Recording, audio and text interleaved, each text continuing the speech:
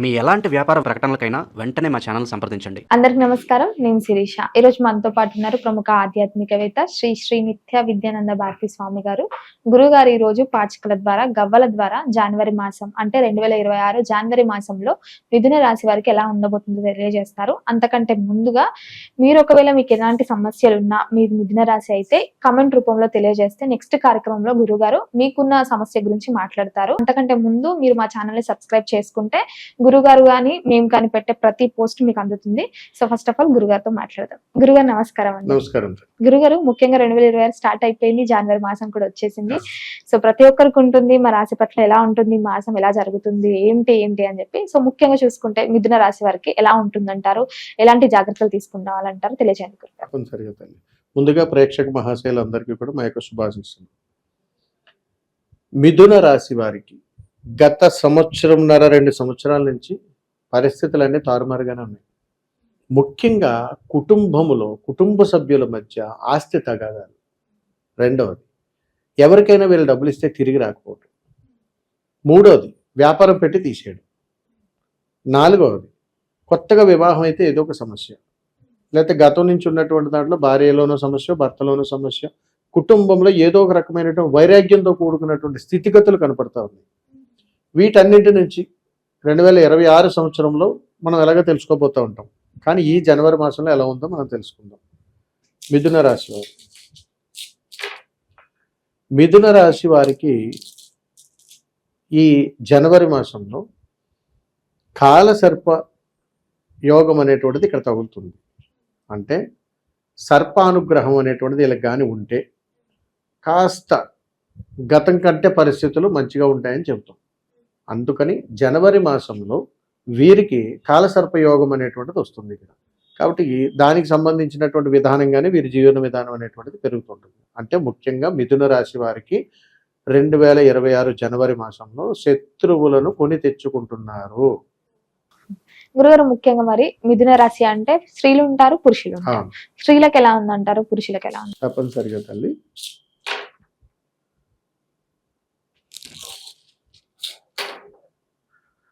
పురుషులకు మిథున రాశి వారికి చాలా బాగుంది. అయితే కోర్టు కేసులు ఉంటాయి. అయితే కోర్టు నుంచి నోటీసులు కానీ సంబంధం లేకుండా సాక్షాంతకాలకు కానీ ఎవరైనా వీళ్ళని ఆహ్వానించేటువంటి అవకాశాలు ఎక్కువగా ఉంటాయి. స్త్రీలకు అపనిందలు ఉన్నాయి, అంటే నీలాపనిందనలు, ఎవరైనా వీరిని చేయకూడని వాటికి నిందించడము, ఇలాంటి పరిస్థితులు వీళ్ళల్లో ఉన్నాయి. కాబట్టి ఈ 2 విషయాల్లోనూ వీళ్ళు జాగ్రత్త వహిస్తే సరిపోతుంది. గురుగారు, ముఖ్యంగా మరి విద్యార్థులకు ఎలా ఉంటుందంటారు? విద్యార్థులకు మిథున రాశి వారికి బాగుంది. కుజుడు సహకారం కాబట్టి కాస్త అనుకూలంగానే ఉంది, యోగంగానే ఉంటుంది. అలాగే ఆడపిల్లలు మగపిల్లలు ఉంటారు. ఇందులో మనం అనేక రూపాల్లో మనం చూస్తుంటాం. ఇద్దరికీ బాగుంది. మిథున రాశిలో ఉన్నటువంటి వారికి కాస్త చురుకుతనం పెరుగుతుంది. గురుగారు, మరి ముఖ్యంగా ఉద్యోగ వ్యవస్థలో ఉన్న వారికి ఎలా ఉంటుంది? ఉద్యోగం ఏదైనా మార్చాలి అనుకునే ఆలోచన ఎవరికైనా ఉంటే మార్చొచ్చు అంటారా? ఉద్యోగ ప్రయత్నం చేసేటువంటి వాళ్ళు మిథున రాశిలో జన్మించినటువంటి వాళ్ళకి ఇప్పటి వరకు వీళ్ళకి ఏంటంటే తృప్తికరమైనటువంటి ప్రయాణం లేదు. ఏదో ఉన్నామా, తిన్నామా, పడుకున్నామా, తెల్లారిందా, జరిగిపోయిందా, చేసేసామా, ఇట్లానే ఉంటుంది. ఈ జనవరి మాసం కూడా అంతే, పెద్దగా మార్పు అయితే ఏం లేదు. ఈ చేంజెస్ చేయొచ్చా గురుగారు? ఏదైనా ఆఫర్ వస్తే మనం వెళ్ళడం, ఏదైనా కొత్త కొత్త అవకాశాలు వస్తే, మార్పులు చేర్పులు ఎలా ఉండబోతుంది ఏంటని. అసలు వీళ్ళకి ఏ అవకాశాలు లేవు, ఎక్కడున్నారో అక్కడే ఉంటారు, సాధారణంగా వెళ్ళిపోతుంది. కానీ ఆడపిల్లలు తొందరపడి రిజైన్ చేసే అవకాశాలు ఉంటాయి, జాగ్రత్తగా ఉండాలి.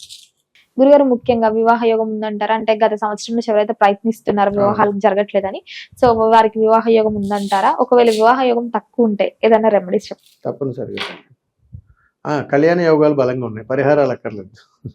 చక్కగా యోగంగా అనుకూలంగానే ఉంటుందని చెప్పొచ్చు. వివాహం జరిగిన తర్వాత సంతానం కోసం చాలా మంది చూస్తుంటారు. సో సంతాన యోగం ఉందంటారా? ఉంది, అది కూడా చూద్దాం తల్లి. సంతాన యోగానికి కూడా శ్రీకారం, ఇది కూడా అనుకూలంగానే ఉంది. అంటే జనవరి మాసంలో మిథున రాశి వారికి సంతానంగా యోగం ఉంది, వివాహానికి యోగం ఉంది, ఉద్యోగానికి అనుకూలతలు ఉన్నాయి, చక్కగానే వస్తుంది. వారికి అనుకూల ఫలితాలు బాగున్నాయి. ముఖ్యంగా మరి కళాకారులకి, సినీ రంగంలో ఉన్న వారికి తప్పనిసరిగా తల్లి వీరికి కాస్త గడ్డుకాలం. జనవరి మాసంలో పెద్ద ఆశించిన ఫలితాలు అయితే ఏం లేవు. రాజకీయ రంగంలో ఉన్న వారికి, మరి రాజకీయ రంగంలో ఉన్నటువంటి వారికి, మిథున రాశిలో ఉన్నటువంటి వారికి శత్రువులు పెరిగేటువంటి అవకాశాలు ఎక్కువ ఉన్నాయి. ఎలాగా రాజకీయ నాయకులు అంటే శత్రువులు ఉంటారు, కానీ కొత్త శత్రువులు తెచ్చుకుంటారు. విపరీతమైన శత్రువులు. కొత్త శత్రువులు పెరిగేటువంటి అవకాశాలు ఉన్నాయి. కాస్త జాగ్రత్తలు కూడా పట్టించాలి. గురుగారు, ఈ దూర ప్రయాణాలు చేయాలంటే భయం ఇస్తుంది. అవును. సో ముఖ్యంగా చూసుకుంటే మిథున రాశి వారికి దూర ప్రయాణాలు చేయొచ్చు అంటారు. ఈ మధ్య కాలంలో చాలా ప్రమాదాలు కూడా చూస్తున్నాం కదా, బస్సు ప్రమాదాలు అని అవని ఇవని. మొన్న లాస్ట్ టైం కూడా మీకు చెప్పాను, తీర్థయాత్రలకు వెళ్ళి వచ్చేటప్పుడు కూడా కొన్ని బస్సు ప్రమాదాలు, ఈ అవును. కారు ప్రమాదాలు కూడా. ఈ మిథున రాశి వారు ఏదైనా ప్రయాణాలు చేస్తే ఎలా ఉండబోతా ఉంది, 2 వీలర్ల ప్రమాదాలు జరుగుతాయి, కాస్త జాగ్రత్తగా ఉండాలి. అంత మించి పెద్దగా ప్రయాణాలు అయితే ఏం చేయలేరు. ఈ మిథున రాశి వారికి అంత యోగంగా లేదు ఇప్పుడు ప్రయాణాలు చేయడానికి, కాబట్టి చిన్న జాగ్రత్తగా ఉండాలని చెప్పొచ్చు. గురుగారు, ముఖ్యంగా గృహయోగం, వాహన యోగం ఉందంటారా? గృహయోగం, నూతన గృహయోగం కానీ ఏదైనా మిథున రాశి వారికి అమ్మ బ్రహ్మాండంగానే ఉంది. వీళ్ళకి ఈ సంవత్సరం ఈ నెల జనవరి నెల అంతా కూడా అనుకూలంగా బ్రహ్మాండంగా. వీరి కళలో ఏది అనుకున్నా గృహము కానీ వాహనం కానీ నెరవేరుతుంది ఖచ్చితంగా, అంతే. గురుగారు, ముఖ్యంగా మరి రైతులకు ఎలా ఉంటుందంటారు? రైతన్నలకు అన్నం పెట్టే పాపం మన రైతన్నలు ఎలా ఉండబోతున్నారు. మిథున రాశిలో జన్మించినటువంటి రైతన్నలకు సానుకూలమైనటువంటి పరిస్థితులే. ధనం బాగుంటుంది, యోగం బాగుంటుంది, ఆరోగ్యం బాగుంటుంది, అన్ని బాగున్నాయి వాళ్ళకి. గురుగారు, ముఖ్యంగా మరి ఈ మిథున రాశిలో ఉన్న అందరికీ ఆర్థిక పరంగా ఎలా ఉంటుందంటారు? ముఖ్యంగా ఇదే కదా అందరికీ కావాల్సింది. మిథున రాశి వారు జనవరి మాసంలో ఆర్థిక పరముగా 10 రోజులు బాగున్నారు ఓవరాల్గా.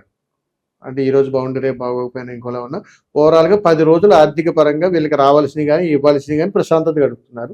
20 రోజులు మాత్రం వీరు అప్పు కోసం ప్రయత్నం చేయడం కానీ జరుగుతుంటుంది, లేదా ప్రశాంతంగా ఉంటారు, ఇంతే. అంటే దాని జోలికి పోకుండానే ఉండాలి, ఇదే జరుగుతుంది. ఆరోగ్య పరంగా ఎలా ఉంటుందంటారు? మరి మిథున రాశి వారికి ఆరోగ్య స్థితిగతులు పర్వాలేదు తల్లి, అంత ప్రమాదకరంగా ఏముండదు, అనుకూలంగానే ఉంటుంది. గురుగారు, ముఖ్యంగా ఎవరైతే మిథున రాశిలో ఉన్నారో గత ఏడాది నుంచి ఎవరైనా పోలీస్ కేసులని, కోర్టు కేసులని బాధపడుతుంటారు కదా, వాళ్ళకి ఎలా ఉంటుందంటారు ఈ మాసంలో? దీన్ని వైరాగ్యం అంటారు. ఈ వైరాగ్య స్థితి ప్రకారము ఈ మిథున రాశి వారికి ఎలా ఉండబోతా ఉంది. మళ్ళీ కొత్త సమస్యలు, కొత్త చిక్కులు ప్రారంభమవుతున్నాయి. అంటే మిథున రాశిలో ఉన్నటువంటి వాళ్ళు స్త్రీలు ఇరుగు పొరుగు స్త్రీలతోటే ఎక్కువగా గొడవలు పడతారు. పురుషులు కూడా స్త్రీల వల్ల అవమానాలు ఉన్నాయి. అందుకని వీళ్ళకి పోలీస్ స్టేషన్లో, కోర్టు కేసులు, వైరాగ్యాల్లో తలదూర్చేటువంటి అవకాశాలు జరుగుతాయి. కొంచెం జాగ్రత్తలు పాటించాలి. గురుగారు, మరి మొత్తం మీద ఈ మాసం అంతా ఈ మిథున రాశి వారు అందరికీ బాగుండాలంటే ఎలాంటి పరిహారాలు చేసుకోవచ్చు అంటారు? ఏ దైవాన్ని పూజించమంటారు? తప్పనిసరిగా